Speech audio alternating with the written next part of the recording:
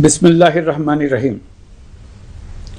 প্রিয় দেশবাসী, শিশু, কিশোর কিশোরী, তরুণ তরুণী, ছাত্রছাত্রী, বয়স্ক, বৃদ্ধ, নারী পুরুষ সবাইকে আমার সালাম জানাচ্ছি। আসসালামু আলাইকুম। আজ 5ই অগস্ট, জুলাই গণ অভ্যুত্থান দিবস। বাংলাদেশের ইতিহাসের এক অবিস্মরণীয় দিন। 1 বছর আগে এই দিনে জুলাই গণ অভ্যুত্থান পূর্ণতা পায়। দীর্ঘদিনের ফ্যাসিবাদী শাসন থেকে মুক্ত হয় প্রিয় স্বদেশ।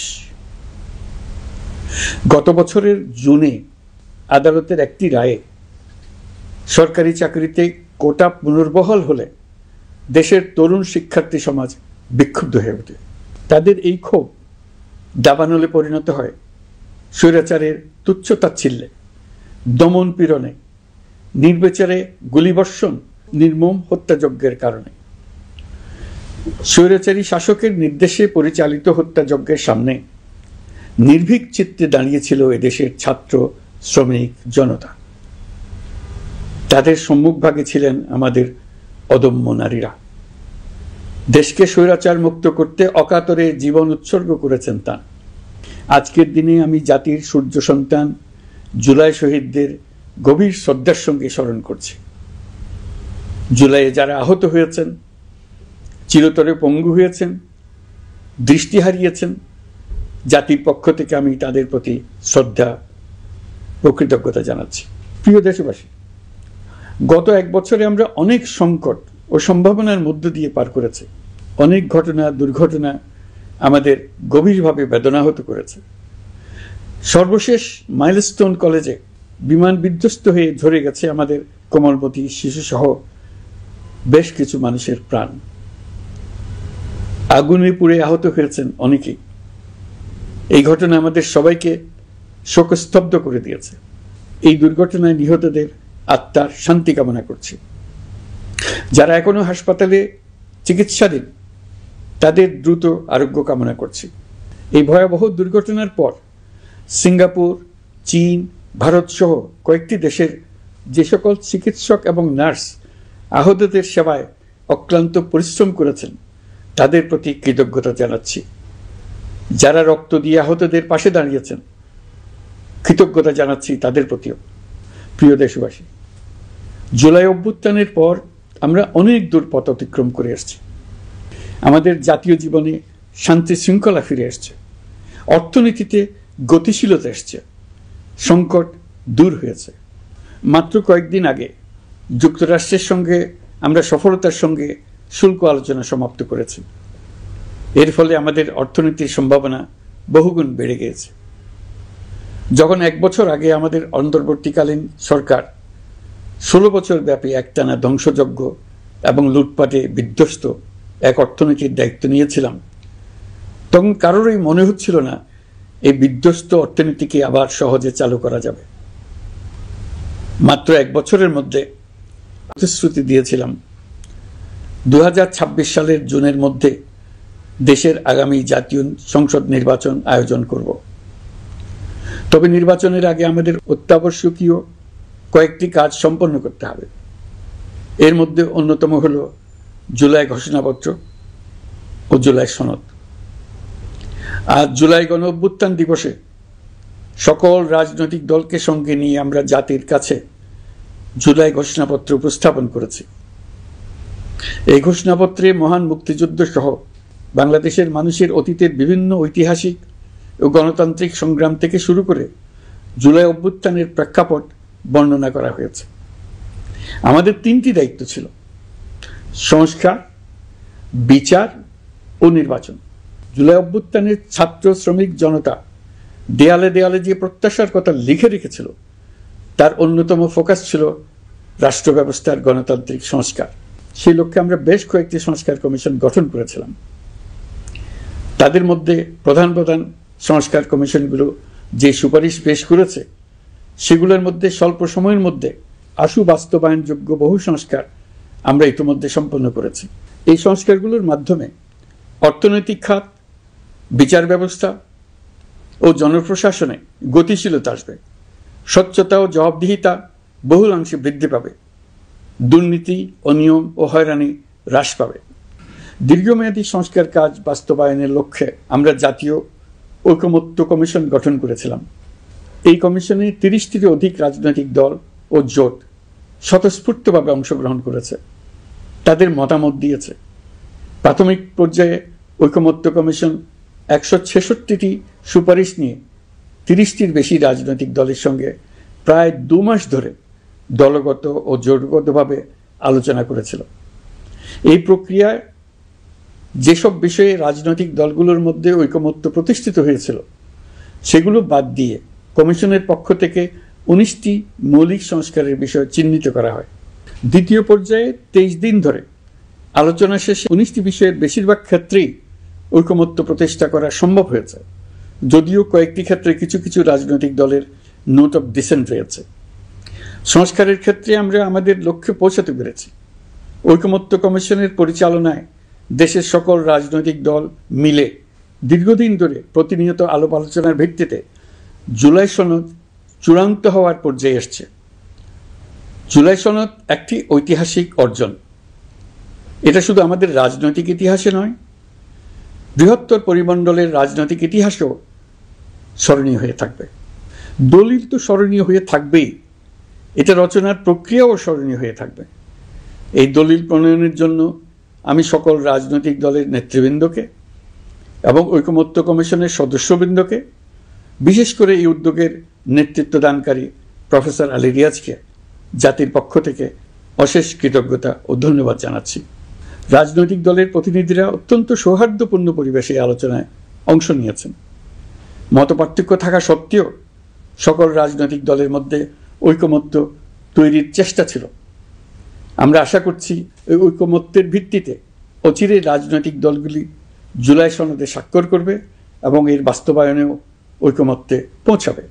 জুলাই সনদ বাংলাদেশে সুষ্ঠুভাবে ক্ষমতা হস্তান্তর, জবাবদিহিমূলক রাষ্ট্রীয় প্রতিষ্ঠানগুলোর স্বাধীনতা ও সক্ষমতা, নাগরিক অধিকারের সত্যিকারের বাস্তবায়ন, রাষ্ট্রীয় সম্পদ ও সামর্থ্যের ব্যবস্থাপনা নিশ্চিত করবে। আমাদেরকে নিশ্চিত করতে হবে ভবিষ্যতের কোনো সরকারই যেন আর ফ্যাসিস্ট হয়ে উঠতে না পারে। রাষ্ট্রকে এমনভাবে মেরামত করতে হবে যাতে কখনো কোথাও ফ্যাসিবাদের লক্ষণ পাওয়া গেলেই সেটিকে যেন তাৎক্ষণিকভাবে সেখানেই নির্মূল করা যায়, আর যেন 16 বছরের জন্য অপেক্ষা করতে না হয়, বহু মানুষকে প্রাণ দিতে না হয়, আমাদের যেন আরেকটি গণ অভ্যুত্থানের প্রয়োজন না হয়। জুলাই আগস্টের মানবতা বিরোধী অপরাধ মামলায় বিচার কাজ দৃঢ়ভাবে এগিয়ে চলেছে। বিচারের আনুষ্ঠানিক শুনানি পর্বও শুরু হয়েছে। ইতিহাসের নির্মম হত্যাযজ্ঞে যারা জড়িত তাদের বিচার এদেশের মাটিতে হবেই। বিচার প্রক্রিয়া ও এর ফলাফল ক্রমান্বয়ে মানুষের কাছে প্রকাশিত হতে থাকবে। বিচারের পুরো প্রক্রিয়া দেশবাসীর কাছে স্বচ্ছ ও দৃশ্যমান রাখা হচ্ছে।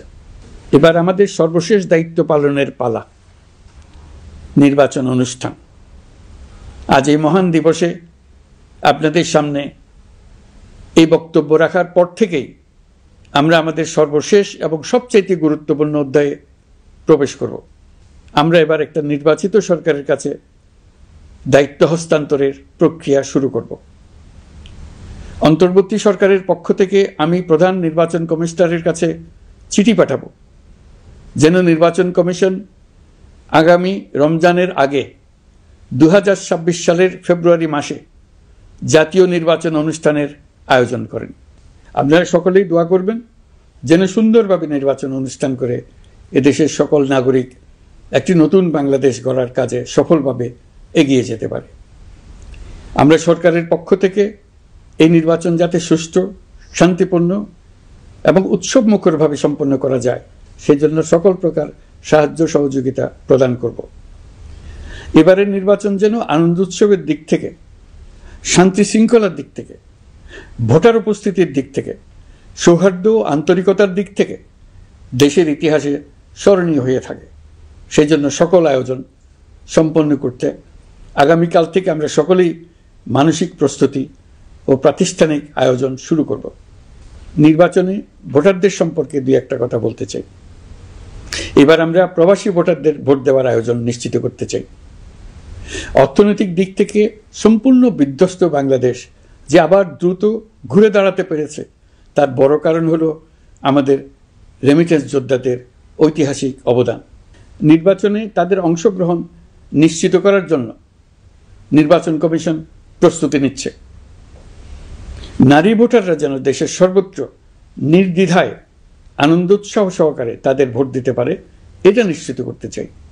এবার যেন কেন্দ্রে কেন্দ্রে নারী ভোটারদের ঢল নামে, আমরা সেই লক্ষ্যে সমস্ত ব্যবস্থা গ্রহণ করব।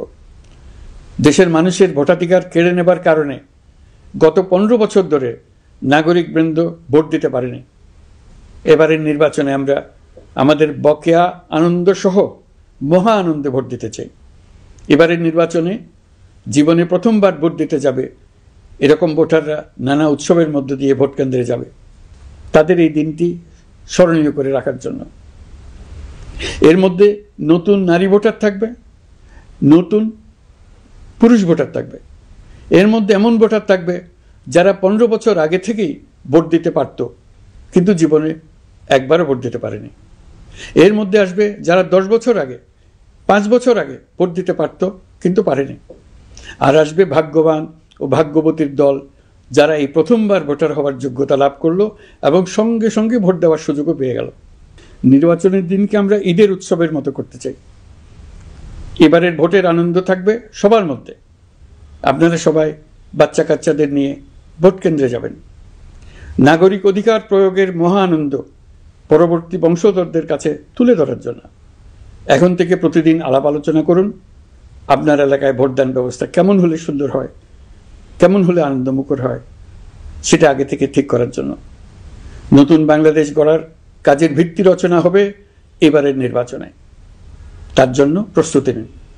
প্রিয় দেশবাসী, দেশের ইতিহাসে এখন পর্যন্ত যতগুলো বড় সংঘাত, সহিংসতার ঘটনা ঘটেছে তার সবগুলোর নেপথ্য কারণ ছিল ত্রুটিপূর্ণ নির্বাচন। ত্রুটিপূর্ণ নির্বাচনের মধ্য দিয়ে কোনো দল যদি গায়ের জোরে নির্বাচিত হয়ে ক্ষমতায় আসে, তার চূড়ান্ত পরিণতি কি তার জুলাই অভ্যুত্থান আমাদের দেখিয়ে দিয়েছে। আমরা ইতিহাসের কলঙ্কিত কোনো অধ্যায়ের পুনরাবৃত্তি আর করতে চাই না। আপনারা প্রত্যেকেই অবগত আছেন, একটা গোষ্ঠী নির্বাচনকে বাধাগ্রস্ত করার জন্য উন্মুখ হয়ে আছে। তারা দেশের গণতান্ত্রিক অগ্রযাত্রাকে ব্যাহত করতে দেশের বাইরে বসে ভেতরে থেকে নানা অপচেষ্টায় লিপ্ত রয়েছে। আমাদেরকে অবশ্যই খেয়াল রাখতে হবে তারা যেন নির্বাচনকে সংঘাতময় করে তোলার কোনো রকমের সুযোগ না পায়।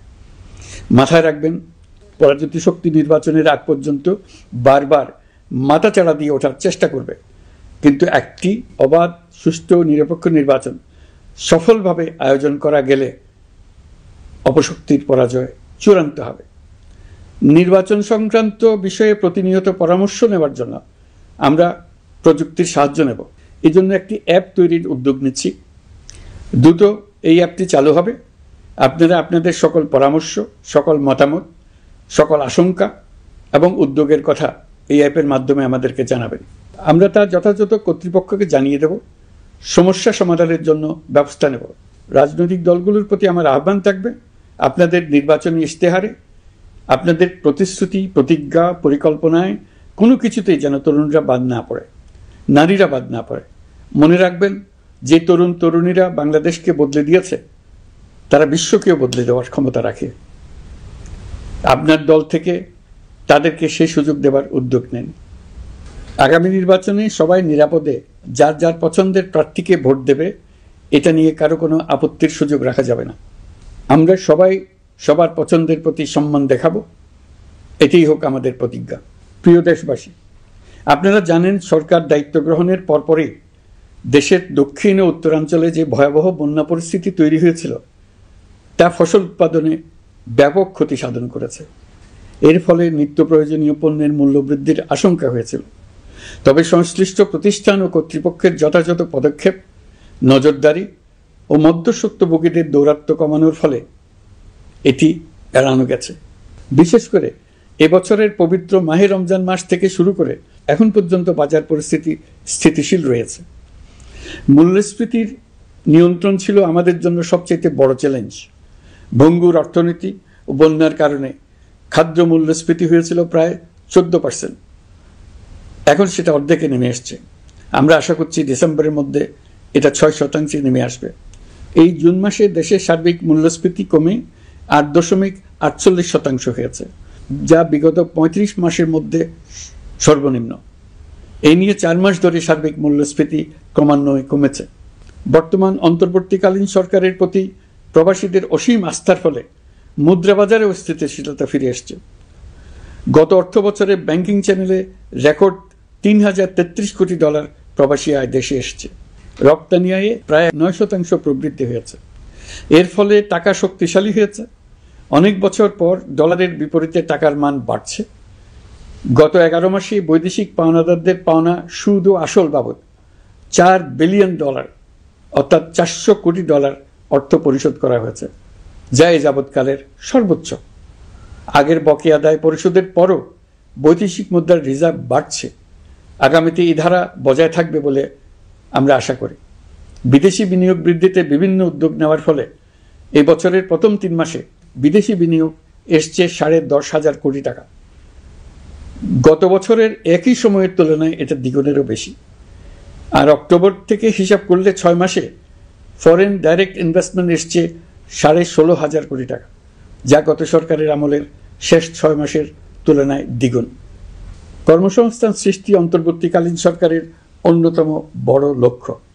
সম্প্রতি হংকং ভিত্তিক শিল্পগোষ্ঠী হান্ডা বাংলাদেশের বস্ত্র ও তৈরি পোশাক খাতে $250 মিলিয়ন বিনিয়োগের প্রতিশ্রুতি নিয়ে এসছে, যা এই খাতে চীনা কোনো কোম্পানির একক সর্বোচ্চ বিনিয়োগ।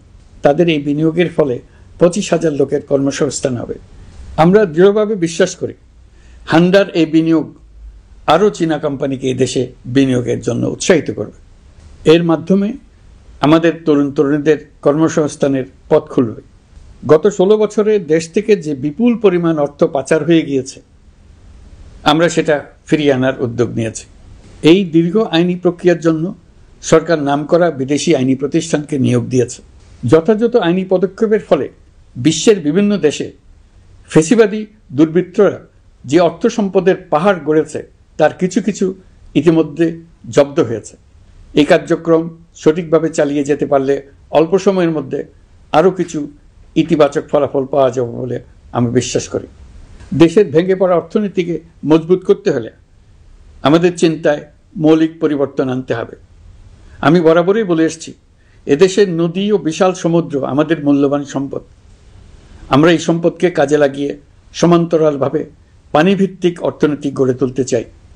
আমরা প্রায় ভুলে যাই যে বঙ্গোপসাগরের একটা অংশও আমাদের দেশ। এর পরিমাণ আমাদের মোট জমির পরিমাণের চাইতে বেশি। আমরা প্রায় সবসময় জমিভিত্তিক আমাদের অর্ধেক দেশ নিয়ে মাথা ঘামাই, বাকি পানিভিত্তিক অর্ধেক দেশকে হিসাবেই ধরি না, কারণ আমরা ওই অংশে বসবাস করি না। আমরা তো হাওর বাওরেও বসবাস করি না, তাই বলে তো তাকে হিসাবের বাইরে রাখি না। এখন থেকে আমাদের অংশের বঙ্গোপসাগরকে আমরা আমাদের দেশের মূল্যবান অংশ, এই কথা সবসময় মাথায় রেখে অগ্রসর হব। এই অংশের পানির উপর দিয়ে দেশ বিদেশের সঙ্গে আমরা বাণিজ্য করব, তার মাধ্যমে আমরা পুরো পৃথিবীকে আমাদের প্রতিবেশী বানাবো। এই পানির মধ্যে আছে অফুরন্ত সম্পদ, মৎস্য সম্পদ, যা প্রতি বছর ফসল দেয়। এই পানির নিচে আছে অফুরন্ত গ্যাস। এর সব কিছুকে নিয়েই প্রতিনিয়ত আমাদের চিন্তাভাবনাকে চালিত করতে হবে। বর্তমান সরকার চট্টগ্রাম বন্দর ব্যবস্থাপনাকে নতুন করে সাজানোর উদ্যোগ নিয়েছে। সরকার সম্প্রতি বাংলাদেশ নৌবাহিনী পরিচালিত ড্রাই ডক লিমিটেডকে নিউ মুরিং টার্মিনাল কন্টেইনার হ্যান্ডলিংয়ের দায়িত্ব দিয়েছে। তারা কাজ শুরু করা মাত্রই কিছু ইতিবাচক পরিবর্তন এসছে। প্রথম 2 সপ্তাহে দেখা গেছে আগের তুলনায় প্রতিদিন গড়ে 225টি বেশি কন্টেইনার হ্যান্ডলিং হচ্ছে। এই বন্দরকে আধুনিকভাবে গড়ে তোলা গেলে তা শুধু বাংলাদেশের অর্থনীতিতেই ভূমিকা রাখবে না, নেপাল, ভুটান সহ পার্শ্ববর্তী অঞ্চলের অর্থনীতিতে ইতিবাচক ভূমিকা রাখতে সক্ষম হবে। বিনিময়ে তারাও উপকৃত হবে, আমরাও উপকৃত হব। আমাদের উপকূল অঞ্চল অফুরন্ত সম্ভাবনার আধার। কুমিরা থেকে টেকনাফ পর্যন্ত নানা বন্দরের কর্মচাঞ্চল্যে সমগ্র উপকূল অঞ্চলকে দক্ষিণ এশিয়ার একটি গুরুত্বপূর্ণ অর্থনৈতিক প্রাণকেন্দ্র হিসেবে প্রতিষ্ঠা করবে। এই পুরো অঞ্চলে অনেকগুলো শিল্পাঞ্চল গড়ে উঠবে শুধু সমুদ্রের সান্নিধ্য এবং তার ব্যবহারের দক্ষতার কারণে। সমুদ্র উপকূলীয় অঞ্চলের সম্পদ ও পরিবেশের টেকসই ব্যবহার নিশ্চিত করতে আমাদের বন্ধু দেশগুলোর সঙ্গে আলোচনা শুরু করেছি, তারা উৎসাহ সহকারে সাড়া দিয়েছেন। গভীর সমুদ্রকে আমরা এখনো আমাদের কল্যাণে কাজে লাগাতে পারিনি। একে কেন্দ্র করে আমরা মাছ পালন, আহরণ ও প্রক্রিয়াজাতকরণের শিল্প গড়ে তুলতে কাজ শুরু করেছি। এতে করে লক্ষ লক্ষ মানুষের কর্মসংস্থান হবে, আমাদের অর্থনীতি নতুন শক্তিতে বলীয়ান হবে। প্রিয় দেশবাসী, প্রবাসী বাংলাদেশিদের জন্য ভিসা সংক্রান্ত জটিলতা দূর করতে আমরা গভীরভাবে কাজ করে যাচ্ছি। বাংলাদেশি নাগরিকদের জন্য আরব আমিরাত পুনরায় ভিসা চালু করেছে। মালয়েশিয়া কর্তৃপক্ষ বাংলাদেশি কর্মীদের জন্য প্রথমবারের মতো মাল্টিপল এন্ট্রি ভিসা চালু করেছে। অন্যান্য দেশের সঙ্গেও ভিসা জটিলতা কিভাবে কমিয়ে আনা যায় এ নিয়ে আমরা কাজ করে যাচ্ছি। আগামী 5 বছরে জাপানে অন্তত 1 লক্ষ বাংলাদেশি তরুণদের পাঠানোর প্রস্তুতি শুরু করেছি। তরুণদের সেখানে পাঠানোর জন্য বিশেষ প্রশিক্ষণ, অন্যান্য ব্যবস্থাও আমরা নিতে শুরু করেছি। এর পাশাপাশি আমরা ইতালি, দক্ষিণ কোরিয়া, সার্বিয়া সহ বিভিন্ন দেশে দক্ষ কর্মীদের পাঠানোর উদ্যোগ নিয়েছি। সৌদি আরব, জর্ডান, ওমান সহ বিভিন্ন দেশে নথিপত্রের কারণে যে প্রবাসীরা ইরেগুলার হয়ে গিয়েছিলেন তাদেরকে রেগুলারাইজ করার জন্য ব্যবস্থা নিয়েছে। আমরা বিভিন্ন দেশের সঙ্গে বিদ্যমান চুক্তিগুলোকে পর্যালোচনা করে দেখছি যাতে আমাদের প্রবাসী ভাই বোনদের জন্য সেগুলো স্বস্তিদায়ক হয়। দেশে এবং দেশের বাইরে বাংলাদেশের নাগরিকরা যে যেখানে অবস্থান করছে তারা যাতে সব ধরনের নাগরিক সুবিধা পান, আমরা সেই বিষয়ে উদ্যোগ নিয়েছি। চলতি বছর আমাদের নানা উদ্যোগের ফলে প্রায় 87,000 বাংলাদেশি সুষ্ঠুভাবে হজ পালন করতে পেরেছেন। হজের ব্যয়ও অন্যান্য বছরের তুলনায় আমরা কমিয়ে আনতে পেরেছি। হাজিরা যাতে নির্বিঘ্নে হজ সম্পন্ন করতে পারে সেজন্য লাব্বায়েক নামে অ্যাপ চালু করেছে, যার মাধ্যমে ঘরে বসেই হাজিদের আত্মীয় স্বজন, পরিবার পরিজন তাদের অবস্থান প্রতি মুহূর্তে জানতে পেরেছেন। এই বছর দক্ষিণ এশিয়ার অন্যান্য দেশগুলোতেও আমাদের হজ ব্যবস্থাপনা প্রশংসিত হয়েছে। আগামী বছরের হজ ব্যবস্থাপনা যেন আরও নির্বিঘ্নে সম্পন্ন করা যায় সেজন্য মন্ত্রণালয় এখন থেকেই প্রস্তুতি নিতে শুরু করেছে। প্রিয় দেশবাসী, জুলাই গণঅভ্যুত্থানে তরুণ শিক্ষার্থীদের পাশে ঢাল হয়ে দাঁড়িয়েছিলেন আমাদের বাবা মা ও শিক্ষকরা। আমাদের বাবা মায়েরা তাদের সন্তানকে বহু কষ্টে বড় করে বিশ্ববিদ্যালয়ে পাঠায়। লেখাপড়া শেষ করে অনেক ছাত্র অসুস্থ হয়ে বের হয়। এর কারণ আবাসিক হলের নোংরা পরিবেশ, খাবারের নিম্নমান, তার উপর দলীয় সন্ত্রাসীদের দমনপীড়ন। বিশ্ববিদ্যালয়ে পড়াশোনার পরিবর্তে প্রতিদিন শিক্ষার্থীদের জোর করে রাজনৈতিক দলের প্রোগ্রামে নিয়ে যাওয়া হতো।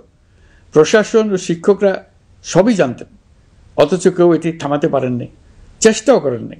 কারণ শিক্ষকদের একটি বড় অংশ প্রমোশনের জন্য, সুবিধার জন্য দলীয় রাজনীতিতে জড়িত ছিলেন, নিপীড়কের ভূমিকায় ছিলেন। প্রতিটি বিশ্ববিদ্যালয়ের আবাসিক হলগুলোতে দলীয় সন্ত্রাসীদের নিয়ন্ত্রণ আর অমানসিক নির্যাতন চলত। সেখানে গড়ে তোলা হয়েছিল টর্চার সেল। অন্তর্বর্তী সরকার প্রতিশ্রুতিবদ্ধ যে আমরা আর কখনো শিক্ষা প্রতিষ্ঠানগুলোকে এমন কোনো রাজনীতি দ্বারা কলুষিত হতে দেব না যা পড়াশোনার পরিবেশ নষ্ট করে, তরুণদের জীবন ধ্বংস করে। বাবা মায়েদের যেন সন্তানকে বিশ্ববিদ্যালয়ে পড়তে পাঠিয়ে আর কখনো শঙ্কায় থাকতে না হয়। বর্তমান সরকার দায়িত্ব গ্রহণের পরপরই শিক্ষা ব্যবস্থার উন্নতির জন্য ধারাবাহিকভাবে পরামর্শ কমিটির সঙ্গে বৈঠক করেছে, বিভিন্ন উদ্যোগ হাতে নিয়েছে। বিদ্যালয়গুলোতে শিক্ষার মান কিভাবে বাড়ানো যায় সে বিষয়ে বিভিন্ন উদ্যোগ নেওয়া হচ্ছে। সরকার কিছুদিন আগে সারা দেশের সরকারি প্রাথমিক বিদ্যালয়ের সব প্রধান শিক্ষকের বেতনের গ্রেড 1 ধাপ বাড়িয়ে 10ম গ্রেড করার সিদ্ধান্ত নিয়েছে। এটি একটি যুগান্তকারী সিদ্ধান্ত। প্রাথমিক বিদ্যালয়গুলিতে শূন্য পদে 6,500 প্রধান শিক্ষক নিয়োগের প্রক্রিয়া চলছে। প্রাথমিকের পড়াশোনার পদ্ধতিগত পরিবর্তনের দিকেও আমরা মনোযোগ দিচ্ছি। সব স্কুলে ইন্টারনেট সংযোগ ও মাল্টিমিডিয়া শ্রেণীকক্ষ তৈরির নির্দেশ দেওয়া হয়েছে। পার্বত্য চট্টগ্রামে কমপক্ষে 100টি স্কুলে এবছরের মধ্যেই ই-লার্নিং চালু হবে। ঢাকা চট্টগ্রামের অভিজ্ঞ শিক্ষকরা প্রযুক্তির সহায়তায় এসব স্কুলে শিক্ষকতা করে সেখানকার শিক্ষক ঘাটতি পূরণ করবেন। যেসব এলাকায় বিদ্যুতের ঘাটতি রয়েছে সেখানে সোলার প্যানেল বসিয়ে বিদ্যুতের ঘাটতি নিরসন এবং মোবাইল নেটওয়ার্ক ও স্টারলিংক পরিষেবা ব্যবহার করে এই সংকট মোকাবেলা করা হচ্ছে। স্কুলগুলোতে মেয়েদের জন্য বিশেষ ব্যবস্থা গ্রহণ করে তাদের পড়াশোনার উপযোগী করে তোলা হচ্ছে। স্কুলের অবকাঠামোকে নারীবান্ধব করে তুলতে স্কুল ভবন নির্মাণের সময় কমিটিতে নারী স্থপতি রাখার নিয়ম করা হয়েছে। আমাদের লক্ষ্য হলো স্কুল ভবনের ডিজাইন থেকে শুরু করে পড়াশোনার পরিবেশ, চিন্তাভাবনায় মেয়েদেরকে বিশেষভাবে গুরুত্ব দেওয়া, যাতে তারা ব্যক্তিগত নিরাপত্তা ও স্বাস্থ্যের দিক থেকে স্বস্তিদায়ক পরিবেশে পড়াশোনা করতে পারে। প্রিয় দেশবাসী, জুলাই গণ অভ্যুত্থানে শহীদ ও আহত যোদ্ধাদের জন্য আমরা নিরলসভাবে কাজ করে যাচ্ছি। এখন পর্যন্ত 775টি শহীদ পরিবারকে প্রায় 100 কোটি টাকার সঞ্চয়পত্র ও মাসিক ভাতা বাবদ ব্যাংক চেক দেওয়া হয়েছে। অবশিষ্ট যারা আছেন তাদেরও কয়েকটি আইনগত বিষয় নিষ্পত্তি সাপেক্ষে সঞ্চয়পত্র দেওয়ার প্রক্রিয়া চলছে। এর পাশাপাশি আহত 13,800 জন জুলাই যোদ্ধাকে 3টি ক্যাটাগরিতে নগদ টাকা ও চেক বাবদ 153 কোটি 4 লাখ টাকা প্রদান করা হয়েছে। 78 জন অতি গুরুতর আহত জুলাই যোদ্ধাকে সিঙ্গাপুর, থাইল্যান্ড, তুরস্ক এবং রাশিয়ার উন্নত চিকিৎসার জন্য পাঠানো হয়েছে এবং চিকিৎসা ব্যয় বাবদ এ পর্যন্ত প্রায় 100 কোটি টাকা ব্যয় হয়েছে। আহতদের পুনর্বাসনের জন্য সরকারের সবকটি মন্ত্রণালয়ের সম্মিলিত প্রচেষ্টায় বিভিন্ন ধরনের উদ্যোগ নেওয়া হচ্ছে। ফ্যাসিবাদী সরকারের আমলে দেশের শহরে বন্দরে হাজারো প্রতিষ্ঠান, সড়ক, সেতু, সেনানিবাস, যুদ্ধজাহাজ, স্কুল, কলেজ, বিশ্ববিদ্যালয়ের নাম পরিবর্তন করে স্বৈরাচার তার নিজের এবং নিজের পরিবারের সদস্যদের নামে চালু করেছিল। আমরা সব নাম পরিবর্তন করে আগের নাম বা মানানসই নাম করে দিয়েছি। প্রিয় দেশবাসী, অন্তর্বর্তীকালীন সরকার এমন এক অবস্থায় দেশের দায়িত্বভার গ্রহণ করেছিল যখন প্রতিটি গণতান্ত্রিক প্রতিষ্ঠান, অফিস, আদালত বিধ্বস্ত অবস্থায় ছিল। আমাদের প্রথম এবং প্রাথমিক কাজ ছিল এই প্রতিষ্ঠানগুলো সংস্কার এবং পুনর্নির্মাণে হাত দেওয়া, আইনশৃঙ্খলা বাহিনী পুনর্গঠন, অর্থনীতি পুনরুদ্ধার, আইন আদালত, নির্বাচন কমিশন সহ যাবতীয় গণতান্ত্রিক প্রতিষ্ঠানকে সচল করা এবং নাগরিকদের নিকট দায়বদ্ধ করে তোলা। রক্তাক্ত জুলাই ছিল স্বৈরাচারের বিরুদ্ধে তরুণদের পুঞ্জীবিত ক্ষোভের বহিঃপ্রকাশ। 16 বছর ধরে সরকারের স্বৈরাচারী আচরণের বিরোধিতা করে যতগুলো আন্দোলন হয়েছে, প্রতিটিতেই দলীয় সন্ত্রাসীরা অস্ত্র হাতে আন্দোলনকারীদের আক্রমণ করেছে। প্রতিটি আন্দোলনকেই দমন করার জন্য দলীয় সন্ত্রাসীরা সর্বোচ্চ আঘাত করেছে, যেখানে আইনশৃঙ্খলা বাহিনীকেও অংশ নিতে নির্দেশ দেওয়া হয়েছে অথবা দাঁড়িয়ে দর্শকের ভূমিকায় থাকতে বলা হয়েছে। একটি স্বাধীন বিচার বিভাগের জন্য অন্তর্বর্তী সরকার সংস্কার কাজ হাতে নিয়েছে। বিচার বিভাগীয় সংস্কার কমিশনের প্রস্তাবনা অনুযায়ী সুপ্রিম কোর্ট বিচারক নিয়োগ সহ যে সকল কাজ এই সরকার স্বল্প সময়ের মধ্যে করে যেতে পারবে, সে সকল কাজের অধিকাংশ ইতিমধ্যে সম্পন্ন করা হয়ে গেছে, বাকি কাজ চলমান রয়েছে। স্বৈরাচার আমলে দলীয় বাহিনীতে পরিণত হওয়া ভঙ্গুর আইনশৃঙ্খলা বাহিনীকে নতুন করে গড়ে তোলার জন্য আমরা সর্বোচ্চ ব্যবস্থা নিয়েছি। আইনশৃঙ্খলা বাহিনী দ্বারা কোনো মানবাধিকার লঙ্ঘন যাতে না ঘটে, সেই জন্য পুলিশ সদর দপ্তরে একটি সেল কার্যকর করা হয়েছে, যেখানে মানবাধিকার সহ পুলিশ সদস্যদের মাধ্যমে সংগঠিত যে কোনো অপরাধের বিষয়ে অভিযোগ করা যায়। এই সমস্ত সেল অন্যান্য আইন প্রয়োগকারী সংস্থার প্রধান কার্যালয়েও স্থাপন করা হচ্ছে। আসামিদের জিজ্ঞাসাবাদ হবে স্বচ্ছ কাচের ঘরে। হাজতখানায় বন্দীদের মানবিক সেবা নিশ্চিত করা হবে। অভিযান পরিচালনার সময় পুলিশ যেন জিপিএস ট্র্যাকিং সিস্টেম ডিভাইস সহ বডি ক্যামেরা পরিধান করেন তা নিশ্চিত করা হবে। পুলিশ যেন আর কখনোই কোনো আন্দোলন দমনে প্রাণঘাতী অস্ত্র ব্যবহার করতে না পারে, সেই ব্যবস্থা নেওয়া হয়েছে। বেআইনি সমাবেশে বল প্রয়োগের ক্ষেত্রে জাতিসংঘের স্বীকৃত 5টি ধাপ অনুযায়ী পুলিশ সদস্যদের প্রশিক্ষণ দেওয়া হচ্ছে। সব মিলিয়ে স্বরাষ্ট্র মন্ত্রণালয়ের পুলিশ সংস্কার কমিশনের প্রস্তাব অনুযায়ী 16টি সংস্কার কাজ সম্পন্ন হয়েছে। আরও 43টি সংস্কার কাজ সমাপ্ত হওয়ার পথে। দেওয়ানি আইন, নারী ও শিশু নির্যাতন দমন আইন সহ বিভিন্ন আইনগত সংস্কার সম্পন্ন হয়েছে। সম্প্রতি সরকার ফৌজদারি কার্যবিধি সংশোধন অধ্যাদেশ 2025 অনুমোদন করেছে। এর ফলে এখন থেকে কোনো ব্যক্তিকে আটকের পর 12 ঘন্টার মধ্যে যত দ্রুত সম্ভব পরিবারকে জানাতে হবে। আটককৃত ব্যক্তিকে আইনজীবীর সঙ্গে সাক্ষাতের সুযোগ দিতে হবে। গ্রেপ্তারকৃত ব্যক্তি রিমান্ডের পর অসুস্থ বা আহত হলে তাকে ডাক্তার কর্তৃক পরীক্ষা করতে হবে এবং আঘাতের কারণ নিশ্চিত হতে হবে। তার প্রয়োজনীয় চিকিৎসা দিতে হবে। এক্ষেত্রে পুলিশের দায় থাকলে আইনি ব্যবস্থা নেওয়ার বিধান যুক্ত করা হয়েছে। এই আইনের ফলে গ্রেফতার ও আটক নিয়ে মানুষের হয়রানি অনেক কমে আসবে, পুলিশের জবাবদিহিতা বাড়বে এবং বিচারের কাজ দ্রুততর হবে। পুলিশ সংস্কার কমিশনের সুপারিশ ছিল কোনো ব্যক্তি থানায় জিডি করতে গেলে অবশ্যই তা গ্রহণ করতে হবে। জিডি গ্রহণ করা ছাড়া থানা থেকে কোনো ব্যক্তিকে ফিরিয়ে দেওয়া যাবে না। এই সুপারিশের ভিত্তিতে সরকার সিদ্ধান্ত নিয়েছে দেশের সব থানায় অনলাইনে জিডি করা যাবে। এখন থানায় জিডি না নেওয়ার আর কোনো অভিযোগ থাকবে না। গণতান্ত্রিক চর্চার অন্যতম প্রধান শর্ত গণমাধ্যমের স্বাধীনতা। অতীত ইতিহাসের দিকে তাকালে দেখা যায় মুক্ত সাংবাদিকতার ক্ষেত্রে প্রথম এবং সবচেয়ে বড় বাধা হিসেবে কাজ করেছে সরকার। অন্তর্বর্তী সরকার এইসব বাধা অপসারণে বিভিন্ন উদ্যোগ নিয়েছে। আমরা সমালোচনাকে উন্মুক্ত করে দিয়েছি। যে কেউ চাইলেই যে কোনো মাধ্যমে, সেটা মূলধারার গণমাধ্যম হোক কিংবা সামাজিক যোগাযোগ মাধ্যমেই হোক, সরকারের সমালোচনা করতে পারছেন। এমনকি রাষ্ট্রীয় গণমাধ্যমেও সরকারের সমালোচনা করা যাচ্ছে। নিকট অতীতে যা ছিল অকল্পনীয়। সাংবাদিকদের জবাবদিহিতা নিশ্চিত করার জন্য সরকার ইতিমধ্যে প্রেস কাউন্সিল পুনর্গঠন করেছে। আপনারা জানেন, সামাজিক যোগাযোগ মাধ্যমে প্রতিদিন বিপুল পরিমাণ গুজব ও অপতথ্য ছড়িয়ে পড়ছে। দেশকে অস্থিতিশীল করতে হাতিয়ারে পরিণত হয়েছে গুজব।